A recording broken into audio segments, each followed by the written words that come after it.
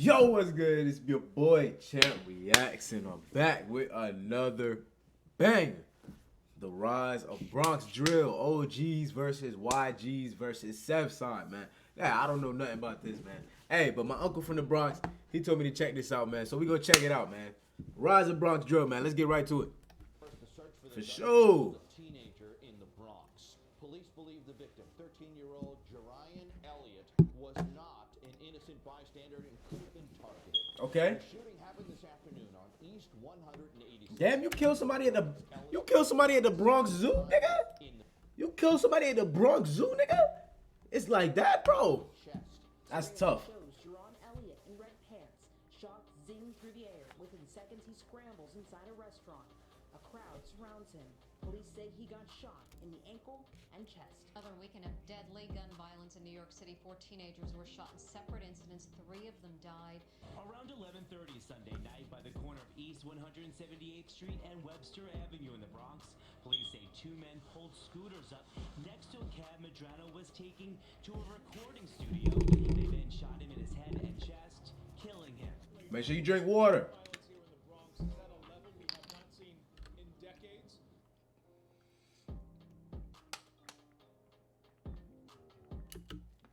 Just speculation. All right. I'm gonna treat it like that. Alright, so what's up, everybody? That turn We're on. gonna talk about the Bronx Alright, drill scene that's whatever. been blowing up recently. Over the last few years, Brooklyn has had all the attention in the drill rap scene, but in 2021, it seems that the Bronx is taking that title. An artist by the name of K Flock has the torch for the Bronx right now. Okay. He He said K Flock got a torch. been worth over $1 million, and he remixed his hottest song, "Being Honest," with the feature from G Herbo. Ironically, that song, "Being Honest," was actually made as a response to a challenge started by a Brooklyn rapper named Siggy Black over the beat he used for his song "Dishonest." Similar to how Brooklyn introduced the US to UK beats, the Bronx is bringing their own twist by using sampled beats with a New York UK twist to them. In fact, just over a week ago at the time of this recording, D-Thang, one of K Flock's rivals and his blood cousin, dropped a song in Who I Smoke. Wait, hold on. You said one of his top rivals and blood cousin? This recording, D-Thang, one of Yo, son, you beefing with your pop's sister's son, which is your cousin, nigga? K Flock's rivals and his blood cousin. It's like that, bro. We beefing with family, bro. What the fuck is going on in the Bronx, bro? What the fuck is going on, bro? In which he disses almost every dead op and every other hood in the Bronx. A YouTuber by the name of We Drill Crazy dropped a video in which he breaks down the lyrics and showcases each name drop, and it's damn near a different name in each bar. I'll link his video below so you can check it out. We might watch that, man. Get this video to 5 likes. We gonna watch that. Charlamagne the God always says the craziest people come from the Bronx, and all 5 likes. And that, for the most part, is true. The Bronx is no stranger to gangs, drugs, and violence. During the Prohibition era, the Bronx was home base for several mafia members, including Dutch Schultz, who is rumored to have buried over $150 million worth of diamonds, gold, and cash somewhere in the borough before he was gunned down in 1935, but the treasure has never been found. It was a hub for organized crime up until the late 90s, when there was a large migration of Africans and Latinos, which caused a lot of the European settlers to move elsewhere. Hold up, nigga. But what the fuck is going on in this video? What's good, Faye? East 187th What's good, gang? known as Sevside, which is What's good, family? primarily controlled by the Italian mafia. In the 90s, when the blacks and Hispanics started to move in, it pushed a lot of the mobsters out east into Morris Park. By the early 2000s, Sevside was primarily ran by a blood set called the East Homicide Brims. After a ton of internal and external beefs over the span of a decade, 700 DOA was birthed. Sevside is now made up of mainly Mac Baller Brims, Sex Money Murda, and they're clicked up with the rolling 80s Crips from East 180th Street, also known as Rayway. If you head 3 miles south from the Sev, you'll end up on Cortlandt Ave, which is OG's territory. Cortlandt Ave in the South Bronx is a hood made up of 3 projects: the Melrose Houses, Jackson Houses, and Morrisani Air Rights, also known as Vietnam. Cortlandt Ave has always been a wild hood. Since the 80s, drugs, gangs, and violence. I mean, I would think, bro, they calling the hood Vietnam. Dominant issue. In 2003, a new gang in the Bronx. Some goddamn terrorists live there. The OGs and the It's YG like, nah. were initially one gang in the beginning. The YG started in 2 projects: the Mott Haven Houses and the Patterson Houses. When it was created, its other main hoods were Cortlandt, Highbridge, River Park Towers, or RPT, which is where D-Thang is from, and Jackson Ave. Cortlandt was called the Young Gunners from Cortlandt, or YGFC. At some point, the YG's leader, Juther Juhef Perez, crossed one of the leaders from Cortlandt, so YGFC left the YGs and changed their name to OGFC, which they later shortened to GFC, or God's Favorite Children, or just the OGs, original goons. When they left, the YG started to beef with a lot of other hoods. Similar to Sevside, Cortland had a lot of internal and external conflicts over the years, including a Rico sweep in 2009 called Operation Rotten Apple that led to the arrest of 53 gang members. The OGs from Cortland's biggest ops are still the YGs. As of right now, Cortland is clicked up with Highbridge and the Sugar Hill OYs. Some notable rappers coming from the OG side are Shaw EK, B-Love, and CJ Goon. The YGs, on the other hand, are beefing with the OGs. I know who B-Love is. Hold on. I'm ready to do it. Cortland is clicked up. You about to get an iPad Air? You do that. Some notable rappers coming from the OG side are Shaw EK, B-Love, and CJ Goon. The YGs, on the other hand, are beefing with almost every other set in the borough. B-Love. The most hated gangs in the whole city. Okay. These three sets have been at each other's necks for a long time now, but things really started to boil over in July of this year, which led to 3 teens losing their lives in the same week. On Thursday, July 7th, 2021, at around 11:35 p.m., Tyquil Doherty, also known as Ty Swish, was gunned down in front of his apartment building on East 100 Rose Gold Street in the Bronx. The 19-year-old had been shot in the head in the lobby of Rose his Gold apartment building, where he ran outside before he collapsed. A family member said that the 2 children found Ty Swish's. Don't get Sky Blue. Sky Blue is ugly. With a single bullet wound in his eye. Sky Blue is ugly. He rushed to St. Barnabas Hospital, where he unfortunately succumbed to his injuries. A witness described the shooter saying, "Bro, Rose Gold is not girly, bro. What? But no other information has been discovered."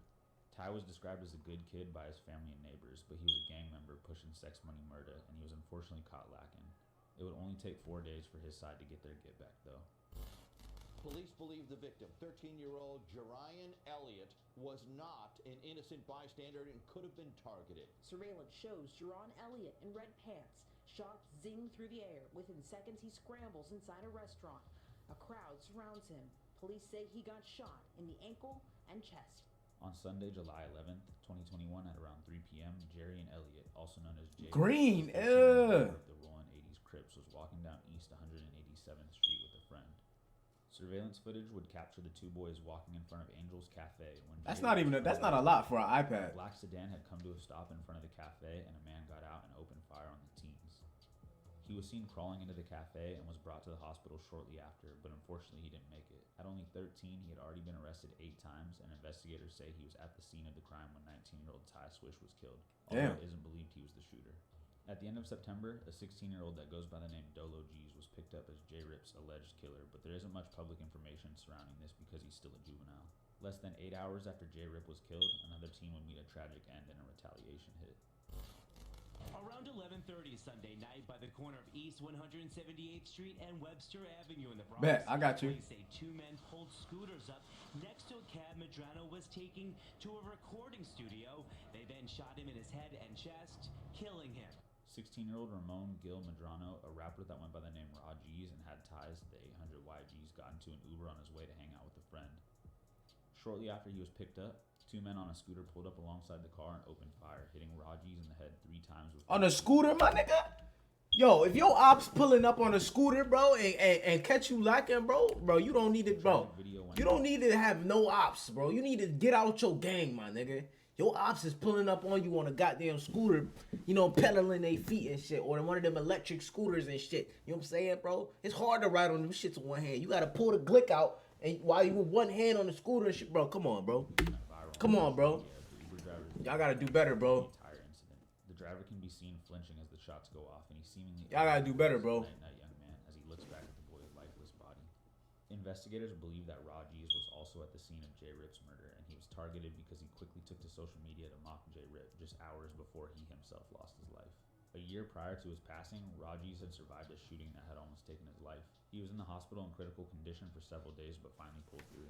His mother said that the shooting caused him to be more cautious and walk the straight and narrow. But in 3 months before his passing, he'd been arrested 3 times and had an active warrant for a carjacking. A 15 and 16-year-old were identified as the boys on the scooter and arrested for the murder. But again, there isn't much public. 15 and 16 years old, bro. In 2021, K-Flock dropped a song called "Is You Ready?" In the opening verse, he says,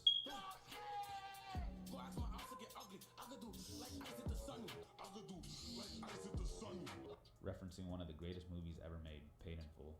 This was a subliminal diss towards his cousin D-Thang, because if you remember in the movie, Ice was Sonny. You gotta have a driver's license to ride a scooter? What in the world? Had always been good, even though they were from rival gangs. But the diss caused a rip that led to D-Thang taking to Instagram Live to send an eerie subliminal where he says, "He ain't related to me. Like Ice did this, Sonny." wait to see Auntie now. The beef took the life of another teen on September 30th. 16-year-old Nasiah Sanchez, also known as Nas Rolla, a Rollin' 80s Crip and one of K-Flock's I bet. affiliates, was shot and killed after two men jumped out of a gray Honda Accord and shot him in the head and chest in broad daylight on East 187th Street near Prospect Avenue. Nas Yo. Rolla had been arrested 18 times, most recently on September 5th for felony gun possession. All of these events are truly mind-blowing when you realize that these kids are all just teens. Most of them go to the same high school, so you can find videos all over the internet of them fighting in school.